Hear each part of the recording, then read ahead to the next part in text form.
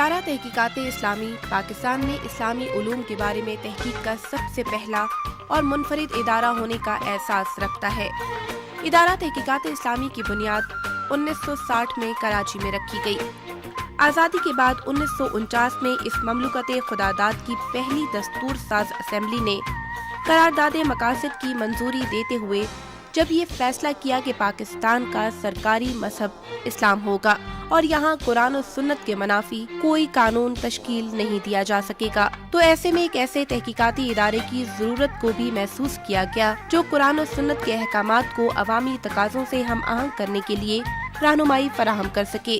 1952 سے جو ہمارے شروع ہوئی اسمبلی میں ڈیبیٹس، ان میں چودھری معظم حسین تھے بنگال کے لال میاں کے نام سے، تو انہوں نے بہت کئی تقریریں کیں جس میں انہوں نے کہا کہ ایک ادارہ قائم ہونا چاہیے جہاں یہ سارے جو سوالات اٹھ رہے ہیں ان کے وہ جوابات تحقیق کے ساتھ تلاش کریں۔ 10 مارچ 1960 میں اس ادارے کی تشکیل کا اعلان ہو گیا۔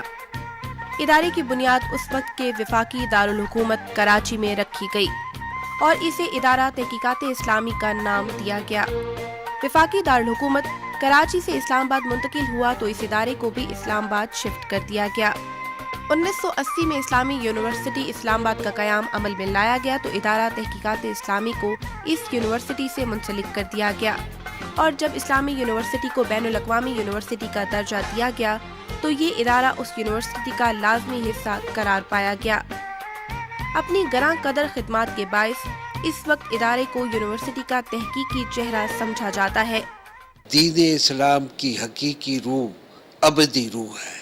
اس ابدی روح کو بدلتے ہوئے حالات اور بدلتے ہوئے معاشرے منظر کے مطابق نئے سرے سے سمجھنا، تفسیر کا عنصر نو اور اپنے زمانے کے تقاضوں کے مطابق اس روح کی عملی شکل کو نافذ کرنے کا بندوبست کرنا، یہ میرا خیال ہے کہ آج کے مسلمان کا فریضہ۔ تحقیق ضروری ہے، تحقیق کے بغیر نہیں ہو سکتا۔ تحقیق کا مطلب یہ ہے کہ آپ ان سوالات کو لے کے اپنی پوری روایت قرآن و سنت، فقہ اور دوسرا جتنی بھی آپ کی تاریخ ہے اس سب میں جائیں گے اور وہاں کیا کیا شکلیں تھیں اور ان شکلوں سے ہم کوئی حل آگے نہیں گے۔ تو یہ بنیادی طور پر تحقیق کی ضرورت تھی۔ عالمی شہرت کی حامل وسیع و عریض فیصل مسجد کے دامن میں قائم اس تحقیقاتی ادارے میں روزانہ بڑی تعداد میں مرد و خواتین تحقیق کرنے کے لیے آتے ہیں۔ یہ ادارہ ان تمام لوگوں کی ضروریات کو پورا کرنے میں ہمہ وقت مصروف دکھائی دیتا ہے۔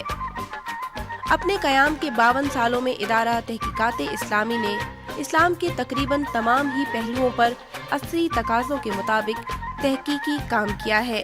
پاکستان میں کہ ساؤتھ ایشیا کی سب سے بیسٹ لائبریری ہے جو اسلام اور اسلام سے ریلیونٹ جو میٹیریل یہاں موجود ہے۔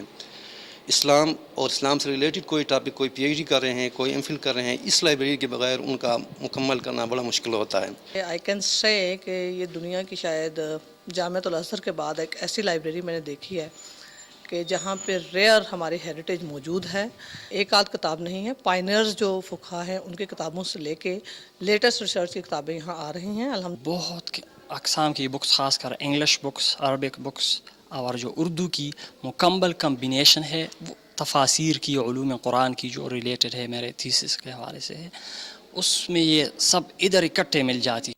اسلامک یونیورسٹی کے اسٹوڈنٹس کے علاوہ جتنے بھی اسٹوڈنٹس ہیں، آؤٹ سائڈرس ہیں جو ریسرچ پہ، تھیسس پہ، پی ایچ ڈی کے کام کر رہے ہیں اور اسپیشلی اسلامک سبجیکٹس پہ یا اس کی ویلیوز پہ کام کر رہے ہیں، ان کو یہاں پہ بہت زیادہ مقدار مٹیریل ہے وہ مل جاتا ہے۔ ادارے نے مختلف زبانوں مثلاً اردو، عربی، فارسی اور انگریزی کی متعدد کتابیں شائع کیں، جن میں اردو کی 82، عربی کی 12، فارسی کی 1 اور انگریزی زبان میں شائع ہونے والی 57 کتابیں شامل ہیں، جبکہ 97 تحقیقی مقالہ جات اور بچوں سے متعلق موضوعات پر بھی 6 کتابیں شائع کی جا چکی ہیں۔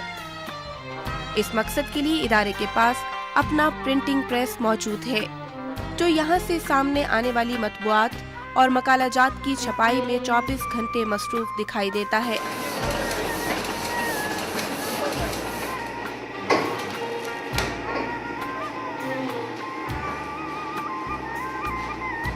تحقیقی مجلات اس کے علاوہ ہیں جو سہ ماہی بنیادوں پر مسلسل شائع ہو رہے ہیں۔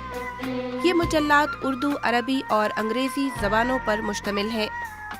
اردو زبان کا فکر و نظر، عربی زبان کا الدرسات الاسلامیہ اور انگریزی زبان کا مجلہ اسلامک سٹڈیز ادارے کے تحقیقی کاموں کو اجاگر کرنے کا اہم ذریعہ ہے۔ ادارہ تحقیقات اسلامی کا سب سے اہم جز اس کی لائبریری ہے، جسے معروف مذہبی اسکالر ڈاکٹر حمید اللہ کی تحقیق کے شعبے میں گراں قدر خدمات کے باعث ان کے نام سے موسوم کیا گیا۔ یہ ایشیا کی چند بڑی لائبریریوں میں سے ایک ہے۔ 10 سے 15 ہزار ایسی کتب رکھنے کا اعزاز حاصل ہے جو شاید دنیا کی کسی دوسری لائبریری کے پاس موجود نہیں۔ اس لائبریری کی بنیاد بھی 1960 میں رکھی گئی تھی۔ اس وقت اسے برصغیر کے مشہور عربی دان مولانا عبدالعزیز مہامانی کی جانب سے 2500 کتب عطیہ کی گئیں، جس سے اس لائبریری نے تحقیق کے شعبے سے وابستہ افراد کے لیے اپنی خدمات کا آغاز کیا۔ بعد ازاں ملک کی معروف سیاسی شخصیت مولانا کوثر نیازی کے صاحبزادوں نے اپنے والد کی جانب سے مرتب کردہ 7500 کتب پر مشتمل لائبریری کو ڈاکٹر حمید اللہ لائبریری کے لیے عطیہ کر دیا۔ یہی نہیں، ایک اور معروف اسکالر اور ادارے کے سابق سربراہ ڈاکٹر ظفر اسحاق انصاری کے صاحبزادوں نے بھی اپنی ذاتی لائبریری جو کہ 4500 کتب پر مشتمل تھی، اس لائبریری کو عطیہ کر دی۔ اس وقت ڈاکٹر حمید اللہ لائبریری 2 لاکھ تحقیقی آئٹمز پر مشتمل ہے، جن میں 1,43,000 پرنٹڈ کتب، 281 قلمی کتب اور 26,000 کے قریب رسائل اور جرائد اور ان کی جلدیں شامل ہیں۔ قرآن پاک کے نادر اور قیمتی نمونے جنہیں نوادرات قرار دیا گیا ہے، لائبریری کی زینت ہیں۔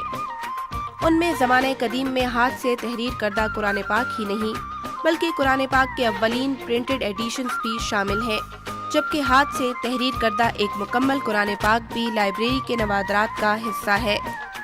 610 صفحات پر مشتمل یہ قرآن پاک قاضی سید عبداللہ لطفی اور سید اسماعیل حلمی نے 1287 میں تحریر کیا۔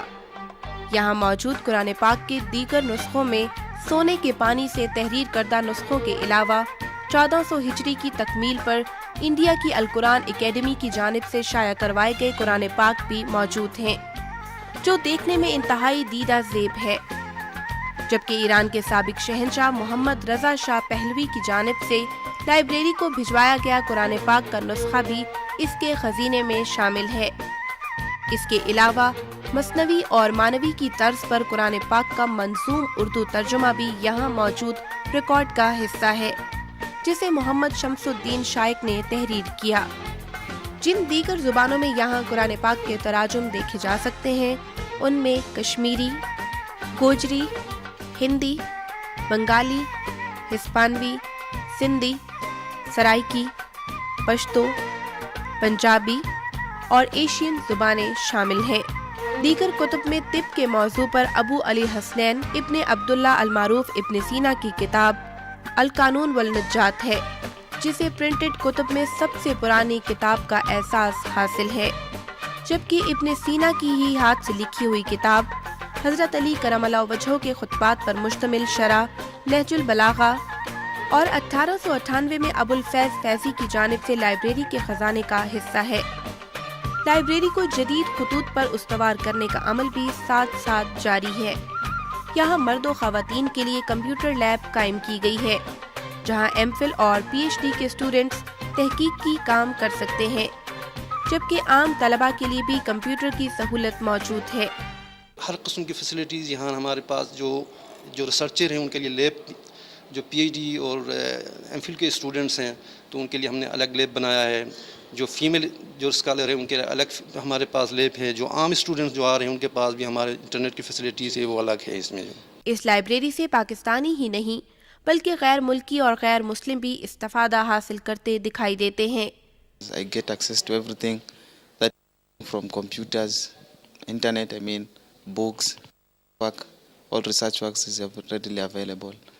And I can see different from other libraries as in this environment is good. We are getting whatever we need when we have some assignment, we got all the resources. We have got all the resources here available. Environment, as for me, for example, I'm a Christian, and the environment is an Islam environment, but I am just coping up with them. They are good people. I socialize with them very well without any problem. हुकूमत की जानिब से 1986 में एक शरिया library कायम की गई और इसे भी इस लाइब्रेरी का हिस्सा बना दिया गया। 1986 में ये गोशा सीरत के नाम से इसको ओपन किया गया था। बाद में इसका नाम चेंज करके 1999 में सीरा लाइब्रेरी रखा गया। ये मेरा ख्याल है कि पाकिस्तान में उन लाइब्रेरीज़ में से सबसे बेस्ट लाइब्रेरी है जिसमें सीरा से ज़्यादा कलेक्शन मौजूद है, और में सबसे ज़्यादा कलेक्शन हमारे पास जो है वो उर्दू में है, और इसके बाद अरबिक में और फिर इंग्लिश में है। फ्रेंच में, पर्शियन में भी हमारे पास सीरा पे कलेक्शन मौजूद है। भारत के शहर हैदराबाद दक्कन से शाया होने वाला इस्लामी कल्चरल मैगजीन भी इस रिकॉर्ड का हिस्सा है। इस मैगजीन की अशात का आगाज 1927 से हुआ, जबकि 1938 से शाया होने वाले मैगजीन बुरहान के पहले वॉल्यूम से लेकर इसकी मुकम्मल फाइल का मुशाहिदा भी इस लाइब्रेरी में किया जा सकता है। 1928 में शाया होने वाला ओरिएंटल कॉलेज मैगजीन के रिकॉर्ड पर भी लाइब्रेरी इंतजामिया को फख्र है। आम तलबा और शहरियों के लिए यहाँ सुबह 8 बजे से रात 8 बजे तक मुताले और तहकीकी काम की सहूलत मौजूद है। लाइब्रेरी की टाइमिंग्स भी बहुत कम स्टूडेंट्स को सूट करती हैं। अगर हम जॉब कर रहे हैं, इवनिंग टाइम में भी आते हैं, तो हमें लाइब्रेरी तक एक्सेस होती है। इन दिनों लाइब्रेरी में डिजिटल लाइब्रेरी की तैयारी का काम जारी है, जिसकी तकमील से बजरिया कंप्यूटर लाइब्रेरी में दस्तयाब किताबों और मटेरियल के बारे में मालूमात हासिल कर सकेंगे। हमारे जो कैटलॉग है, यानी जितनी हमारा कलेक्शन है, इसको हमने ऑटोमेट किया है। इसकी मदद से कोई भी यूज़र चाहे पाकिस्तान में चाहे पाकिस्तान से बाहर है, इंटरनेट की मदद से हमारी वेबसाइट से जाके कैटलॉग को सर्च, इससे उसे पता चल सकता है कि हमारे पास कौन कौन सी किताबें हमारी लाइब्रेरी में मौजूद हैं। और इसके साथ साथ हम चीज़ों को डिजिटाइज़ भी कर रहे हैं। उसमें हम अपने रसाइल जो हमारे हैं, रसाइल मुख्तलिफ़ ज़ुबानों में निकलते हैं, दरासत इस्लामिया, फ़िक्र नज़र उर्दू में और इस्लामिक स्टडीज़ इंग्लिश में, इनको हम सर्च कर सकते हैं और ये फुल टेक्स्ट हैं, फ्री ऑफ कॉस्ट हैं। ये भी हमारी वेबसाइट पे अवेलेबल है। इन दिनों इस इदारे की सरबराही की जिम्मेदारी डॉक्टर मोहम्मद खालिद मसूद निभा रहे हैं, जिनकी ज़ेर सदारत इस इदारे का 52वां यौम तासीस गुज़श्ता दिनों इस्लामाबाद में शायान शान तरीके से मनाया गया। इस मौके पर दानिशवर हज़रात ने इस्लामी तहकीकाती इदारे की अहमियत पर रोशनी डाली और उसके शानदार माजी को सराहते हुए रोशन मुस्तकबिल के लिए भी सिफारिशात पेश की। तहकीक व तदरीस के कामों में मसरूफ़ बाज़ शख्सियात के अलावा इदारे से वाबस्ता बाज़ अफराद को उनकी बेहतरीन खिदमात के नतीजे में एहसासात और शील्ड से नवाजा गया। इस मौके पर लोगों के लिए इस्लामिक कुतुब की नुमाइश भी लगाई गई थी, जिसे लोगों ने बहुत सराहा और इसमें गहरी दिलचस्पी का मुजाहरा किया।